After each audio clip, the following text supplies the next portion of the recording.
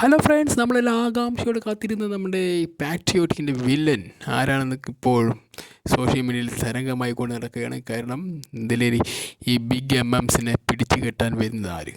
കുഞ്ചക്കോപ്പനാണോ അതോ ഫഹദാണെന്നായിരുന്നൊരു കുറേ കൺഫ്യൂഷനായിരുന്നു. പക്ഷേ ചിലയിടങ്ങളിലൊക്കെ കുഞ്ചക്കോപ്പനായിരിക്കുന്നൊക്കെ ഒരു അഭ്യൂഹങ്ങളൊക്കെ ഉണ്ടായിരുന്നു. പക്ഷേ അതിനെല്ലാം തന്നെ മറികടന്ന് ഇപ്പോൾ സ്വന്തം ആ ഒരു ആക്ട് തന്നെ കൺഫേം ചെയ്തിരിക്കുകയാണ്. നമ്മുടെ ഫഹദ് ഫാസിൽ തന്നെ കൺഫേം ചെയ്തിരിക്കുന്നു, അദ്ദേഹമാണ് ഈ സിനിമയിലെ വില്ലൻ.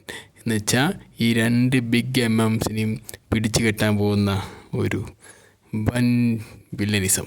കാരണം ഒരു നായകനെ പ്രതിനായകനെ വന്നിട്ടുള്ള വിജയ് സേതുപതി പറഞ്ഞിട്ടിരുന്നു. അതുകൊണ്ട് വിജയ് സേതുപതി കൂടി അഭിനയിച്ച ഒരു മാസ്റ്റർ എന്ന സിനിമയിൽ പറയുണ്ടായി, എന്തുകൊണ്ട് ഈ എല്ലാ ബിഗ് ആക്ടേഴ്സിനൊപ്പം ഈ വില്ലൻ ചെയ്യുന്നു പറഞ്ഞപ്പോൾ അദ്ദേഹം വളരെ രസകരമായ ഒരു മറുപടി പറഞ്ഞിട്ടുണ്ടായിരുന്നു. അങ്ങനെ ചെയ്യുമ്പോൾ നമ്മൾ ഇത്രയും വലിയ ആളുകളുടെ ഓപ്പോസിറ്റ് നിന്ന് അഭിനയിക്കുക എന്ന് പറഞ്ഞാൽ വലിയ ആഗ്രഹമാണ്. അതോടൊപ്പം തന്നെ നമുക്കും അവരിൻ്റെ ഒപ്പം തന്നെ അഭിനയിക്കാനും അവരുടെ കൂടെ തന്നെ ശ്രദ്ധ നേടിപ്പറ്റാനും പറ്റുമെന്ന് പറഞ്ഞിട്ട് അത് തന്നെയായിരിക്കും ചിലപ്പോൾ ഇനി ഇതിലൂടെ നമ്മുടെ സ്വന്തം ഫഹദ് ഫാസിൽ ശ്രദ്ധ നേടേണ്ട ആവശ്യമൊന്നുമില്ല. ഓൾറെഡി അങ്ങേരിപ്പോൾ പാൻ ഇന്ത്യൻ അറിയപ്പെടുന്ന ആക്ടറായി മാറിയിട്ടുണ്ട്. അല്ല, എസ്പെഷ്യലി കുമ്പളങ്ങി നൈറ്റ്സിൻ്റെയൊക്കെ അഭിനയം ഇപ്പോൾ ഇറങ്ങിയിട്ടുള്ള ഒരു ആവേശം ഒക്കെ ഇപ്പോൾ ഇന്ത്യൻ സിനിമയിൽ ഏറെക്കുറെ ചർച്ചയായിട്ടുള്ള വിഷയമാണ്. അപ്പോൾ അദ്ദേഹത്തിൻ്റെ ഇപ്പോഴത്തെ ഒരു ഗ്രാഫും അങ്ങനെ തന്നെയാണ്, നല്ല അടിപൊളി ഗ്രാഫാണ്. അപ്പോൾ അതിൽ തന്നെ ഇപ്പോൾ ഈ ഇതും കൂടി വരുമ്പോൾ മമ്മൂട്ടി മോഹൻലാലിനെയും പിടിച്ച് കെട്ടാൻ വരുന്നത് ആരെന്ന് ചോദിച്ചു കഴിഞ്ഞാൽ അത് സ്വന്തം നമ്മുടെ ഫഹദ് ഫാസിലാണ്. അപ്പോൾ ഇനി ഇതിലുള്ളത് കുഞ്ചക്കബോബൻ്റെ എന്താണ് റോൾ എന്നാണ് എല്ലാവരും ആകാംക്ഷയോടെ കാത്തിരിക്കുന്നത്. ഞാനും നിങ്ങളെപ്പോലെ തന്നെയാണ് എങ്ങനെയാണ് ഇനി കുഞ്ചക്കബോബനെ ഇതിൽ പ്ലേസ് ചെയ്തിരിക്കുന്നത്. കാരണം കുഞ്ചക്കബോബൻ പറഞ്ഞൊരു one of the best actor in Malayalam. ഏത് റോളും വളരെ എന്താ പറയുക, വളരെ രസകരമായി ചെയ്യുന്ന ഒരു വ്യക്തിയും കൂടിയാണ്.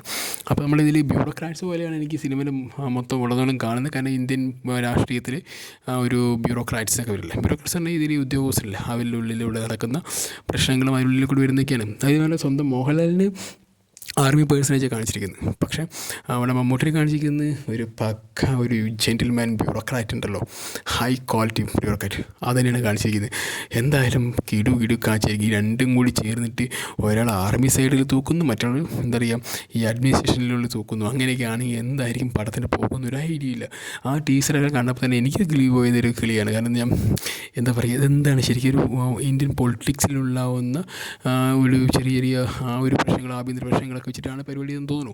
അപ്പോൾ അതിലേക്ക് എങ്ങനെയാണ് ഈ കഥയിലേക്ക് പ്ലേസ് ചെയ്യുന്ന മഹേഷ് നാരായണൻ എന്ന വ്യക്തിയെ കുറിച്ച് നോ ഐഡിയ. ഈ പാട്രിയോട്ട് ഒരു ക്യാപ്ഷൻ കൂടി കണ്ടപ്പോൾ സിനിമ ശരിക്കും എവിടേക്കാണ് പോകുന്നത് ഒരു ഐഡിയ ഇല്ല. കാരണം നമുക്ക് നോ ഐഡിയ. സത്യം പറഞ്ഞാൽ ടീച്ചർ കണ്ടപ്പോൾ നമുക്ക് രണ്ട് ബിഗിൻ്റെയും കൂടി പെർഫോമൻസ് മാത്രമേ കണ്ടുള്ളൂ. പക്ഷേ ഇതിലെന്താണ് ആ കോൺവെർസേഷനിൽ മനസ്സിലാക്കുന്നില്ല. എനിക്ക് ഒരു ബ്യൂറോക്രാറ്റ്സിനും മറ്റേ ആർമിയിലും എല്ലാം കൂടി ചേർന്നുണ്ടാകുന്ന ഒരു പ്രശ്നത്തെ നേരിടാൻ വേണ്ടി ഇറങ്ങിത്തിരിക്കുന്ന രണ്ട് വ്യക്തികളായിട്ടാണ് ഈ രണ്ട് ബിഗ് എംഎംസിന് കാണിക്കും തോന്നുന്നു. അതിലേക്ക് ചിലപ്പോൾ ഒരു കീ റോളിലേക്ക് കുഞ്ചക്കോപ്പൻ വരും. അതിൽ വില്ലനായിട്ട് വരാൻ പോകുന്നത് നമ്മുടെ സ്വന്തം ഫഹദാണെന്ന് ഇപ്പോൾ ഏറെക്കുറെ ഉറപ്പിച്ചു, സോഷ്യൽ മീഡിയ തരംഗമാണ്. അപ്പോൾ എന്തായാലും ഇങ്ങനെയൊരു സിനിമ നമ്മൾ ഏറെ കാലമായി പ്രതീക്ഷിച്ചിരിക്കുകയാണ്. ആഫ്റ്റർ 2020 ശേഷം മലയാളികളും ഇല്ലെങ്കിൽ ചിലപ്പോൾ ഒരു ലോക സിനിമയിൽ തന്നെ ഈ നമ്മളൊരു ഈഗോ ഇല്ലാതെ അഭിനയിച്ചിട്ടുള്ള ഇത്രയും അധികം സിനിമകളില്ലേ, ഇവരൊരു 10-20 സിനിമകളെന്നുള്ള ഇവർ ഒന്നിച്ച് അഭിനയിച്ചതാണ് ഞാൻ അറിയാം, എൻ്റെ ഒരു അറിവിൽ. ഇനിയിപ്പോൾ ആരോ തെറ്റെന്നറിയില്ല. ഓക്കെ, അത്രയോളം സിനിമകൾ ഇവർ ഒന്നിച്ച് അഭിനയിച്ചിട്ടുണ്ട്. പല വേഷങ്ങൾ പ്രാധാന്യമുണ്ടോ പ്രാധാന്യമില്ലാത്തോ, ചിലപ്പോൾ അങ്ങോട്ട് ക്യാമി ഇങ്ങോട്ട് ക്യാമി അങ്ങനെയൊക്കെ വെച്ചിട്ട് കുറേ അഭിനയിച്ചിട്ടുണ്ട്. അപ്പോൾ എന്തായാലും അതിനുശേഷം നമ്മൾ എന്താ പറയുക ഈ 2020 ശേഷം നമ്മൾ രണ്ട് വ്യക്തികളെയും കാണാൻ ശ്രമിക്കുന്ന അല്ലെങ്കിൽ കാണാൻ വേണ്ടി ഇരിക്കുന്ന ഒരു സിനിമയും കൂടിയാണ്.